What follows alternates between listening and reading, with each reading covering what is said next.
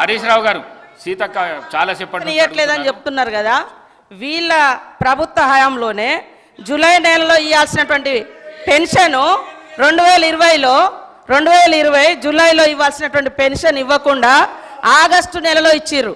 అప్పటి నుంచి ఒక నెల లేట్ అవుతూ వస్తుంది. అది ఇప్పుడు మా మీద చెప్తున్నారు. ఆన్ రికార్డ్ నా దగ్గర ఉంది, అదే అధికారులు ఉన్నారు కదా, సవాల్ చేస్తున్నా. ఇంకొకటి సార్, చేయిత అని మాట్లాడుతున్నారు. వీళ్ళు 2018లో ఎలక్షన్ మేనిఫెస్టోలో మేము 65 సంవత్సరాలను 57 సంవత్సరాలకు తగ్గించి అందరికీ పెన్షన్స్ ఇస్తామన్నారు. 3.5 ఏళ్ల తర్వాత 57 సంవత్సరాలకు పెన్షన్ ఇచ్చారు. అదే కాకుండా వీళ్ళ హయాంలో డబల్ పెన్షన్స్ తీసుకున్నటువంటి వాళ్ళు, సర్వీస్లో ఉండి సర్వీస్ మూలంగా వచ్చేటువంటి పెన్షన్ 24,000 30,000 తీసుకునేటువంటి వాళ్ళకు కూడా ఈ 2,000 పెన్షన్ వర్తింపజేసారు, దాదాపుగా 5,000 మందికి.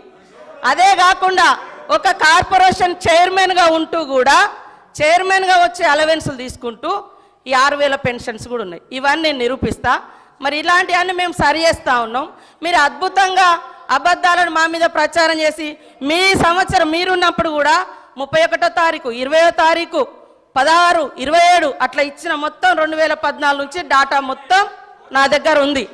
మీరు చెప్పటే కరెక్ట్ అని చెప్పి మిగతా వాళ్ళంతా తప్పు, మేము తప్ప ఇక ఈ దేశాన్ని పరిపాలించటం లేరు, అందరు తప్పులు అనేటువంటి విధంగా మాట్లాడడం సరైంది కాదు.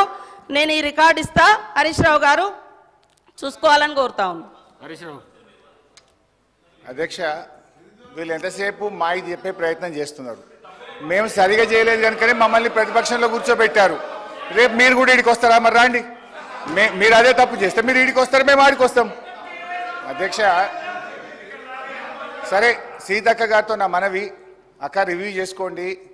మే జూన్ నెలల పెన్షన్ రాలేదు, ఇప్పుడు జూలై నెల 27వ తారీఖు, 3 రోజులు అయితే ఆగస్ట్ వస్తుంది, 3 నెలల పెన్షన్ పెండింగ్ అవుతుంది. నేను ఊర్లలోకి పోయి డైరెక్ట్గా పెన్షనర్లతో మాట్లాడి చెప్తున్నా. ఇవాళ ఉదయం అసెంబ్లీలో మాట్లాడితే కనుక నా కాన్స్టిట్యున్సీకి ఫోన్ చేసి పెన్షనర్ని అడిగి తెలుసుకొని 1కి 2 సార్లు క్రాస్ చెక్ చేసుకొని మాట్లాడతా. నేను అట్లా తొందరపడి మాట్లాడాను. 2 months పెండింగ్ ఉంది, 3rd month కాబోతుంది. సరే అయితే సార్, ఇప్పుడు బడ్జెట్ ప్రసంగంలో బట్టి గారు అన్నట్టు చేతగానమ్మకు మాటలు ఎక్కువ అనే మాట ఇది మాకు కాదు, ఆప్ట్గా కాంగ్రెస్ పార్టీకి మీకే వర్తిస్తుంది. అధ్యక్ష, మొత్తం మీద వీళ్ళ స్ట్రాటజీ ఏమిటంటే ఎన్నికలప్పుడు బజాయించు హామీల డంక అమలు చేయకుండా ఉండేందుకు వెతకాలే ఏదో ఒక వంక. ఇది వీళ్ళ స్ట్రాటజీ. అధ్యక్ష, ఇకపోతే మేనిఫెస్టోలో మొదటి పేజీ చాప్టర్ 1 మొదటి లైన్లో వీళ్ళు చెప్పింది ఏంటంటే పూర్తి స్థాయి ప్రజాస్వామిక పరిపాలన అందిస్తామన్నారు. అంటే ప్రజలకు భావ ప్రకటన స్వేచ్ఛకు, నిరసన తెలియజేసే హక్కుకు హామీ పడతామని కదా అధ్యక్ష. కానీ వాస్తవంలో ఏం జరుగుతుంది అధ్యక్ష? City central library, Rahul Gandhi గారు సిటీ సెంట్రల్ లైబ్రరీకి పోయి ఎన్నికల ముందు మెట్ల మీద కూర్చొని మీకు 2 లక్షల ఉద్యోగాలు ఇస్తామని, మీకు జాబ్ క్యాలెండర్ ఇస్తామని స్వయంగా ఆయన హామీ ఇస్తే జరిగింది ఏంది అధ్యక్ష? ఇవాళ మొన్న సిటీ సెంట్రల్ లైబ్రరీలో పరీక్షల కోసం విద్యార్థులు చదువుకుంటే అక్రమంగా పోలీసులు చొరబడి గేట్లకు తాళాలేసి విద్యార్థులను నిర్బంధించి లాఠీలతో వీరంగం చేసి చిట్ల కొట్టారు అధ్యక్ష. హరీష్ రావు గారు, మీ సభ్యుల దగ్గర ఉన్న ప్లే కార్డ్స్ బయటికి పంపిస్తేనే సభ నడిపిస్తా, లేకుంటే నడిపియా.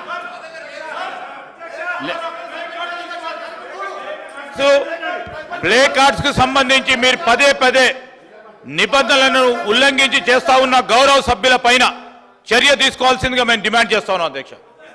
ప్లీజ్.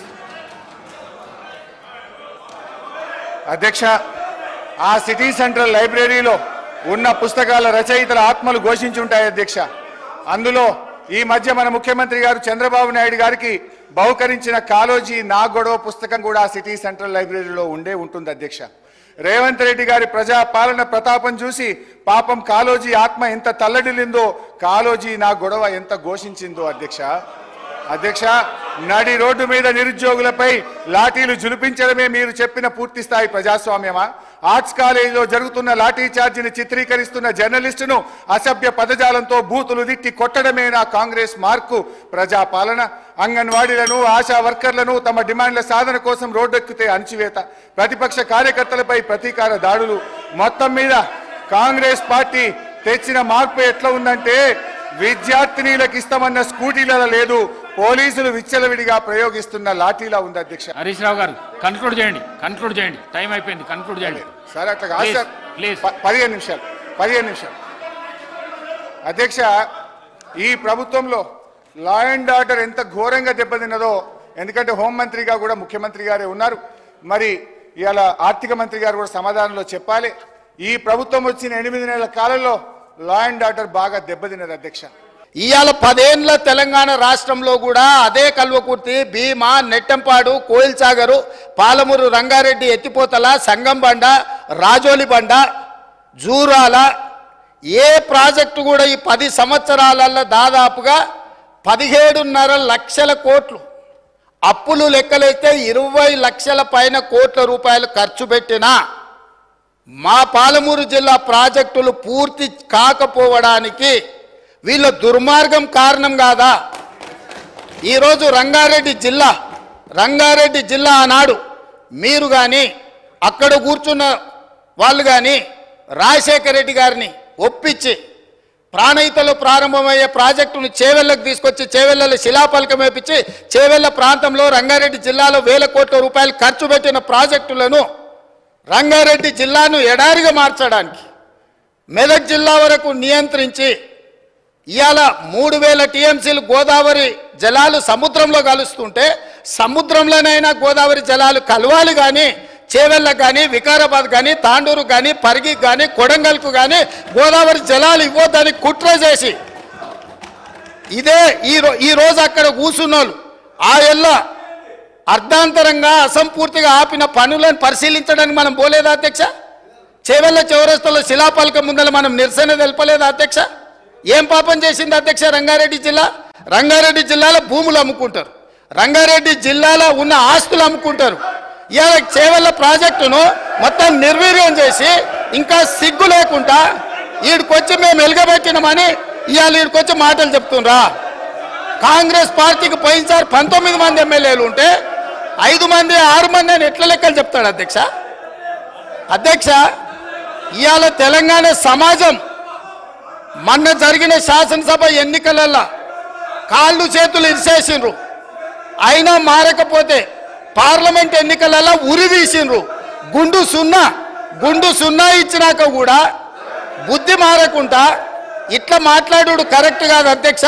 విద్యుత్తు మీద కూడా నేను మా మంత్రివర్యులు చెప్తారు, విద్యుత్తులో కేంద్ర ప్రభుత్వాన్ని మేము ఏదో పోరాటాలు చేసినామని తప్పుడు ఒప్పందాలు ఏమేం చేసిండ్రో మీటర్లు పెట్టడానికి ఒప్పుకున్న అనుమతులు ఏంటో అన్ని లెక్కలు తీసి ఇదే సభలు పెట్టి అడుగుతాము.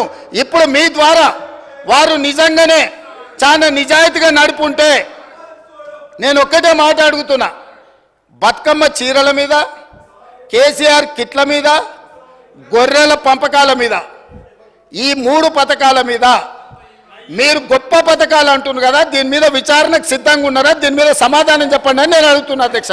ఇప్పుడు ఆపరేషన్ లేకుండానే మోకాళ్లకు ప్లాస్మా ట్రీట్మెంట్, మీ ఆర్థోపెడిక్ సమస్యలన్నిటికీ రోబోటిక్ టెక్నాలజీ ద్వారా తక్కువ ఖర్చుతో శాశ్వత పరిష్కారం, ఫ్రీ కన్సల్టేషన్, ప్రతి ట్రీట్మెంట్ పై 20% డిస్కౌంట్. ఈ ఆఫర్ కొద్ది రోజులు మాత్రమే, త్వరపడండి. V9 hospitals 9281465842.